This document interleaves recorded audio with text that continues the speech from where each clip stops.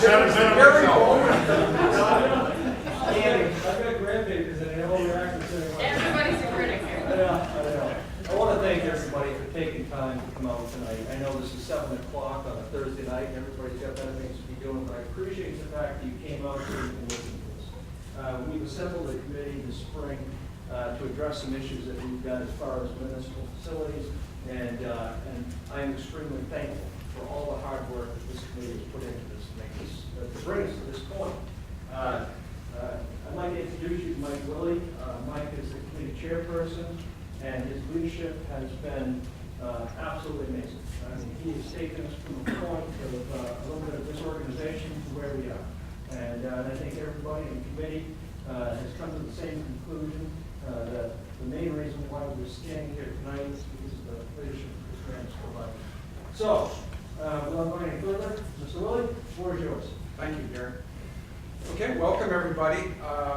My name is Mike Willie. I am the chairman of the committee, but I wanted to introduce the rest of the committee since we really had a great team. And of course, Gary mentioned me, but really the success of this, the work that we've done over the last 6 months, is really a result of everybody that's here and a couple of people who aren't here. So let me just introduce them. We'll go around the room and just raise your hand on the as committee members as I call your name. Ed Hammond, Eric Sharp, Don Borman, and then Kelly Penny Michaud is in Massachusetts tonight. Rick McKenzie in the back there is with Boyd Snowden, Boyd in the back, John Cox, class of 1965 organization.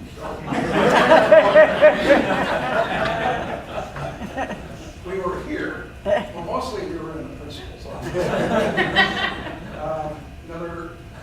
One of the committee members who isn't here, Gail Heward, who is out with his granddaughter's soccer game today. And then our advisors, Chief Michael Tracy from the police department, Sergeant Jerry Haynes, and of course Gary Bowman. So it's a great team to work with. What we're going to do tonight, we have a 16-minute presentation that's essentially a video slideshow. It goes through our whole process, talks to you about what we did, why we did it, what we're recommending, and hopefully answer some of the questions that you might have. But if all of your questions aren't answered, when we get done, we'll have plenty of time to answer any questions that you have afterwards. So we'll just go ahead and get started. With the lights off now. I think so, yes, please.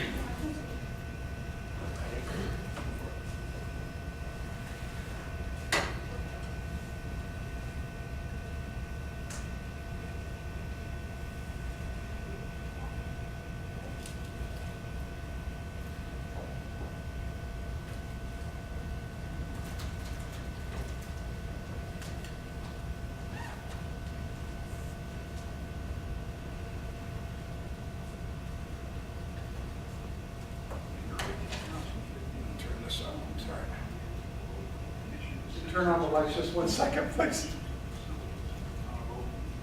And to make recommendations for required improvements. This presentation is a result of that work. The evaluation team consisted of a broad range of volunteer residents who had a variety of experience necessary to complete our task. Our objective was to identify critical town facility needs and recommend solutions that solve the needs of the community while minimizing the impact on taxpayers.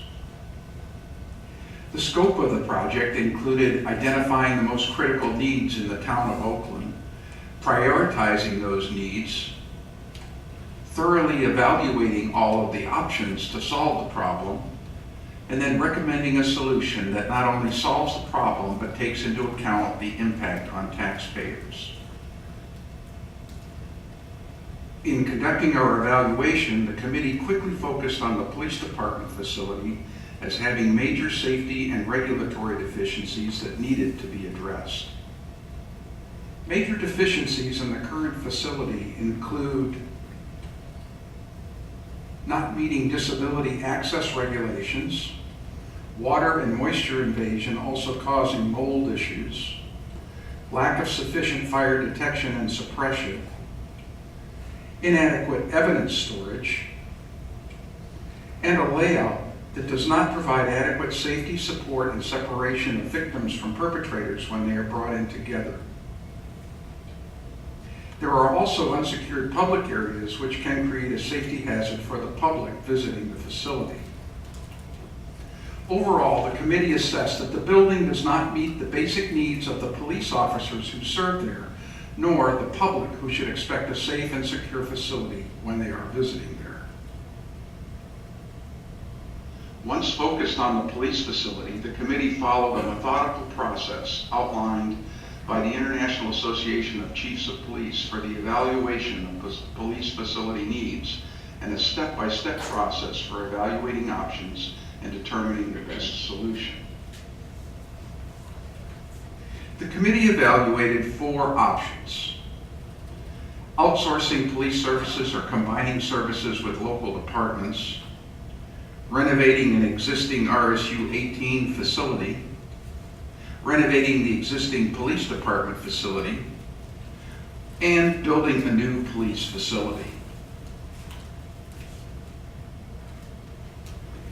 The committee followed a methodical process for evaluating each of these options, including meeting with other regional departments to assess the advantages and disadvantages of combining or outsourcing police services, reviewing other local facilities, including the possible availability of using RSU 18 buildings, surveying the taxpayers at the June 30th election and at Oakfest on what their desires and recommendations might be. We also visited 5 other regional facilities to compare and gain lessons from their experience. And we reviewed options and advantages and disadvantages for renovating the existing building or building a new facility. The results of our public survey helped us to determine how Oakland residents view this project. 352 people at the election on June 30th volunteered their input to the survey.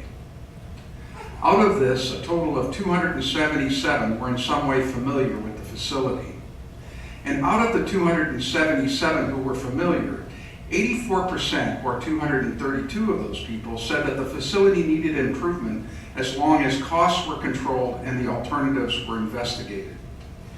Statistically, this survey has a plus or minus 5% confidence interval of representing the entire voting public in the town of Oakland. Now let's look at the committee's conclusions on the options investigated. The first one was outsourcing or combining police services.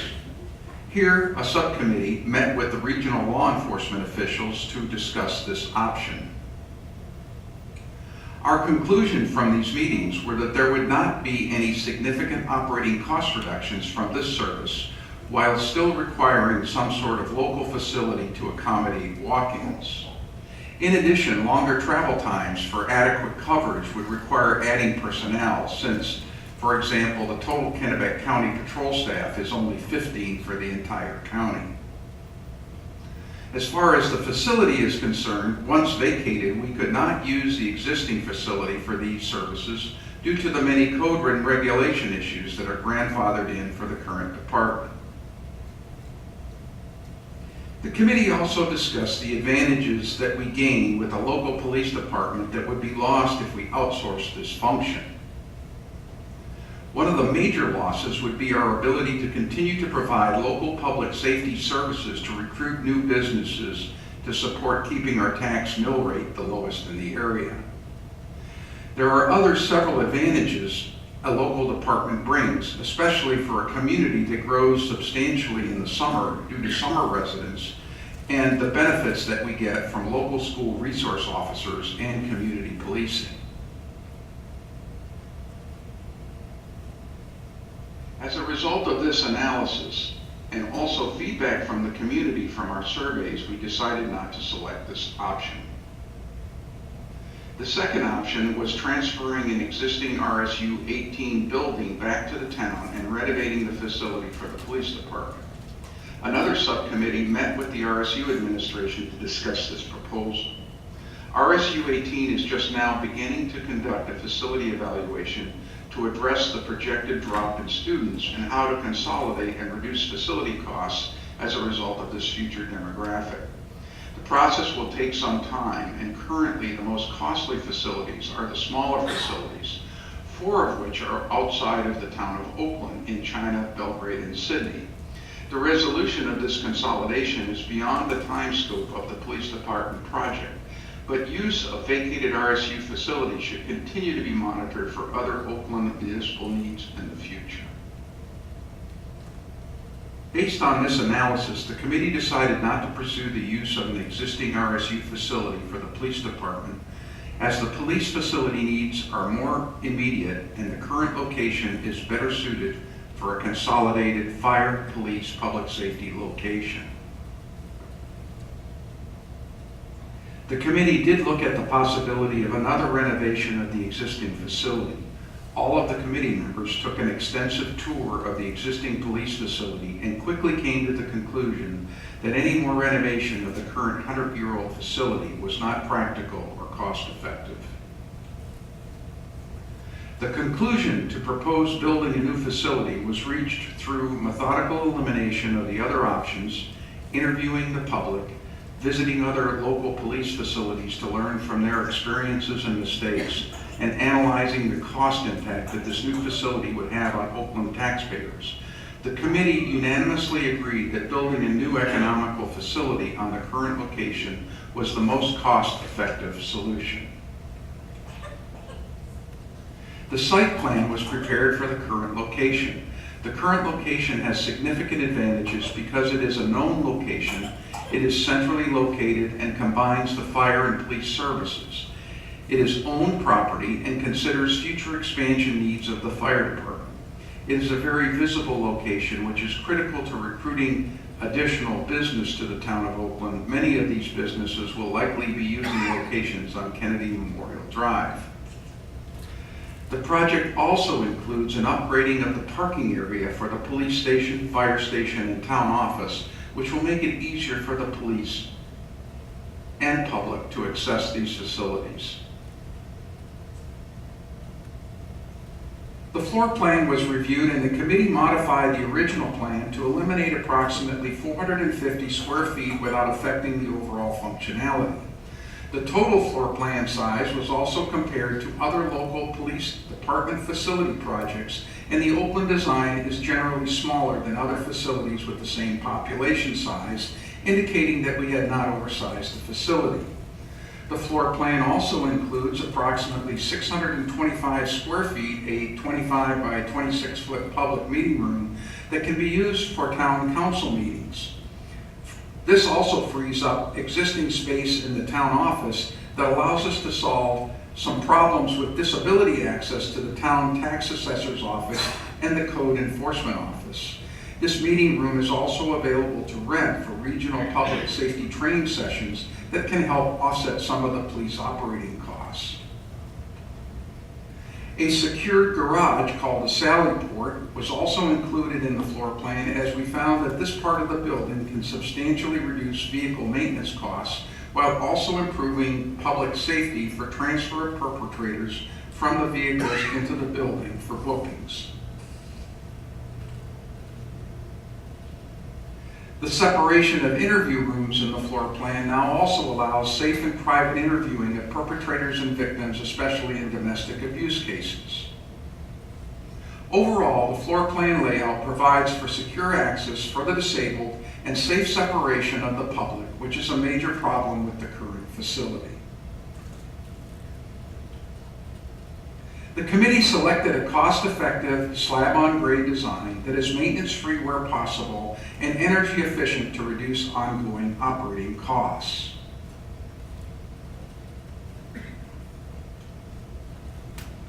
The total project costs were proposed at not to exceed $1.05 million, which currently includes a 10% contingency. It also includes site preparation and construction costs for the parking areas, design and permitting, and demolishing and removing the current facility, as well as other miscellaneous costs. As much of the project will be accomplished with town maintenance personnel as possible to help control construction costs. This new facility has some opportunities for reducing annual cost savings through the reduction in idling time. We would expect that using the Sally Port alone can reduce the idling time enough to produce a cost savings of about $1,500 a year in gasoline. Other savings will come from the energy efficient design and the reduction in annual maintenance costs from the current building. Based on our initial analysis, we would expect a cost savings of approximately $5,000 to $7,000 per year in total with this new facility design. The committee also compared the cost of other similar public safety facilities to our design. Overall, on average, police facilities cost approximately $250 a square foot for the facility and necessary security equipment, etc. The Oakland Police Department design on a comparable basis is $190 a square foot. Finally, we want to discuss how the project is planned to be financed and what the impact will be on Oakland taxpayers. As we said earlier, the total not to exceed cost of the project is $1.05 million. $150,000 of the total will come from current municipal reserve accounts. $900,000, or the balance, will be financed over 15 years with the Maine Municipal Bond Bank at an interest rate no higher than 2.7%. Some current financial circumstances make the timing of this project cost-effective for the taxpayer now. In 2014, Oakland developed a tax increment financing district due to the addition of the Summit natural gas pipeline. This essentially provides $90,000 a year that can be used to lower Oakland's municipal operating costs per the TIF guidelines. The TIF financing cannot pay directly for the police department, but will be available to offset other operational costs that are greater than what we need to pay for debt service on the police department. Let's take a little more detailed look at what the effect of the TIF funding has on the town budget for those years that we would be paying the debt load on the new police department. The rules of the TIF do not allow us to use the TIF funding to directly pay for the debt load. However, it can be used for other expenses in the town budget that more than offset the police department debt load. The objective is to not increase the total municipal budget using this offset. Our objective as a citizens committee looking at the needs of the town is to be responsive to the real needs of the community while maintaining our lowest tax mill rate in central Maine. Oakland is currently the lowest tax mill rate of any of our surrounding communities, and this project is a responsible proposal to accomplish that goal. In summary, we have an impending need to replace the police building that needs to be addressed, and we have a responsibility to the public and to the police department to come up with an economical proposal to accomplish this. We have a unique opportunity now through the use of tax increment financing to help offset the cost of financing this project. And importantly, we need to remember that although it is a police station, it is also an investment in allowing us to provide public safety services to new and existing businesses that will help grow our tax base and keep our overall tax rates low. This committee unanimously recommends approval of this project. Thank you for watching our informational video, and please vote on November 3rd. Can you just turn on the back lines here? That's fine. I want to clarify one thing. The chart that we had at the end, it talked about lowest tax rate. That's lowest tax rate for any community that is a full service community, has police and fire. Some obviously don't, bill rates might be lower, but that compares 16 local communities in central Maine that are full service communities like Oakland is. What I'd like to do now is to just put up the floor plan and make a couple of points about that. Gary's going to make a couple of points on the finance section, and I'm going to be glad to take your questions.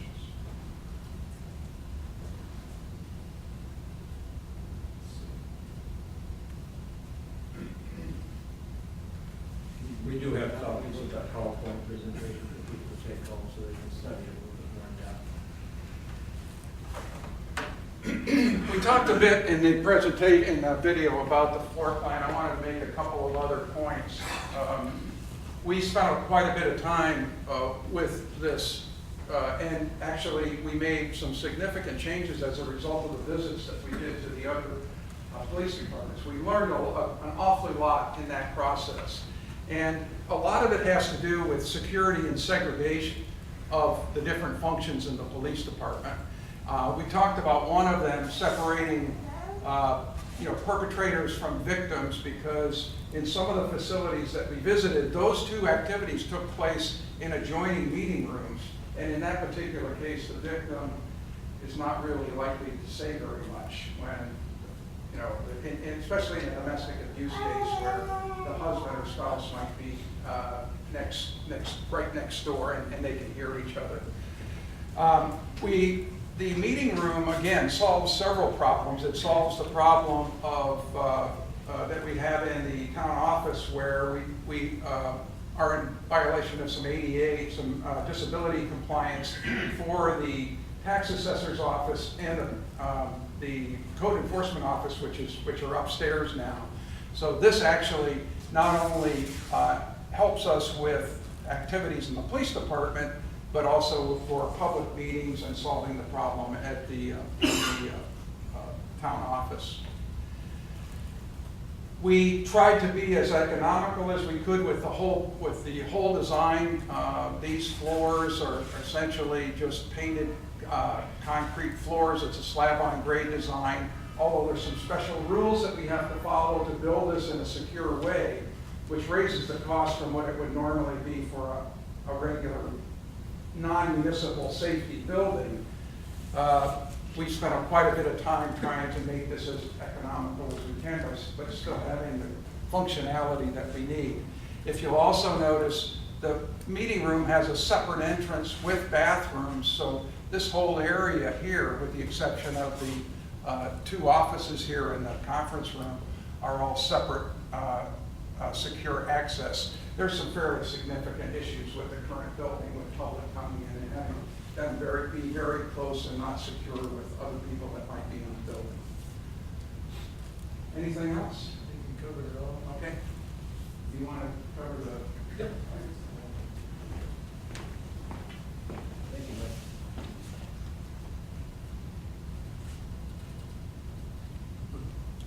Mike. One of the points that I want to make, and Mike has made it, this is a not to exceed price.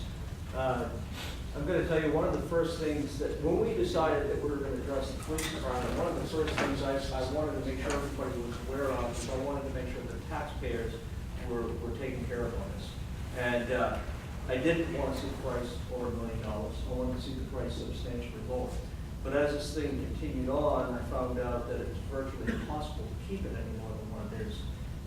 One of the critical situations here is we got $104,000 built in contingency. Those of you who know what that is, that's in case we messed up. In case we got the prices wrong, we have a little bit of room to move around with that $104,000. In a perfect world, we're not going to have to use it. And I'm certainly going to attempt to keep everybody's feet in the fire, keep this as low as possible. We've got the building itself, $655,000. The Sallyport was an additional $135,000. And I heard comments about that saying, you take that Sallyport out, I think $135,000 for a garage is a lot of money. That's more than just a garage. The construction of this is more than just a garage. It has a unique flooring system, it has air exchangers. We're going to be able to go into a little more detail if people would like to have. We have Rick McKenzie, who's an engineer who worked for Sheraton for many years, who's on this committee, and he helped us get through this process. And Rick will be able to share some of his knowledge for those of you who would like to hear that. We've got $71,000. Boyd Snowden, who's one of our employees, he's a civil engineer. He has his own business. I'm not going to put a plug in for him, but I'm going to tell you what the name of his business is. Boyd has been absolutely crucial in this process. Boyd has saved us a lot of money going through this. He's been able to go and apply his engineering expertise piece was the site plan. When he first brought the plans into my office, we're looking at them, and I believe they were $106,000. We went to work on that, and we quickly brought that down to $71,000. The goal is that this thing passes both, talk with the Public Works Department and our Grounds and Buildings Department. They understand it's going to be all hands on deck. This is a town project. This is how we're going to save some money. We have the equipment. There's no reason why we can't use this. We have the expertise of having a civil engineer on hand. Jeff Hall, as you all know, he's quite efficient at what he does, and he's got an outstanding crew, so that we can handle a lot of this work. You can go to the next slide, I guess. So, the big question is the money question. You know, the bottom line is there's no time that's a good time to spend $1 million. That's the bottom line. But if there was any time that was better than most, it would be right now. As you heard on that, the movie, we have this TIF project that we put together, TIF engineer, that involves Summit Cast. We have guidelines that we have to follow with that TIF, and we're allowed to use it per those guidelines. And basically, we're able to use $47,000 annually to pay our first park dues. We're able to use $9,100 annually to pay our KD cog dues, and we're able to go and utilize part of that money to support economic development. This town does not have a person who specifically does economic development work. That part of that work is my responsibility. We also have Bob Ellis, who's a code enforcement officer, and he's been commissioned to ferret out whatever he can for business for the town of Oakland, and he's been successful. So haven't I, and so we're able to offset our salaries, or part of our salaries, and prorated salaries using this TIF money. And so this money actually effectively lowers our operating costs in the town of Oakland. We have two existing accounts. Both of them are set aside to address municipal facility needs. One of them, we actually have an account that's set up. It's a municipal building reserve account. It has $70,000 in that account. We have another account that the council a few years ago has authorized to address buildings with, and that's the tax acquired property account. It's got $113,385 on it. I am proposing that we take $150,000 out of those two accounts, and we finance $900,000 for 15 years over the municipal bond bank. Now, given the fact that we're getting $90,000 worth of captured tax money, and 100% of that money is able to be utilized by the town of Oakland, the highest year principal and interest commitment is $84,300. I want to repeat that we cannot pay that bill with the TIF money. I want to make sure everybody understands that. That would be against the law for us to do that. But we are currently able to use that to lower our costs, so this is the time to take care of this. The last year is $62,280, so we're well within the scope of that.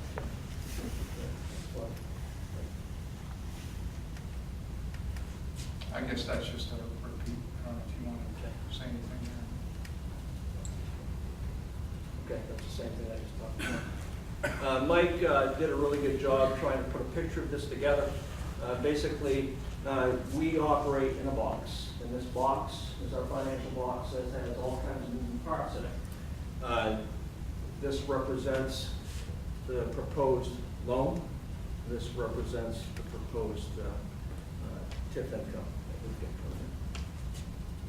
Next one. Yep.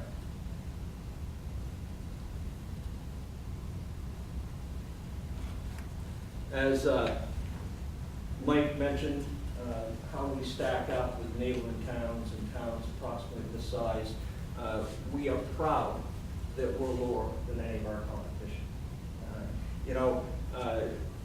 Sydney, Belgrade, they don't have their own police department, so therefore their tax mill rates would be lower than ours just by default.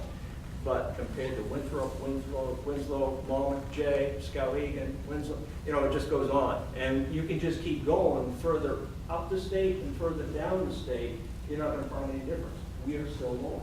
And we're going to plan on keeping it low. We've got a great budget advisory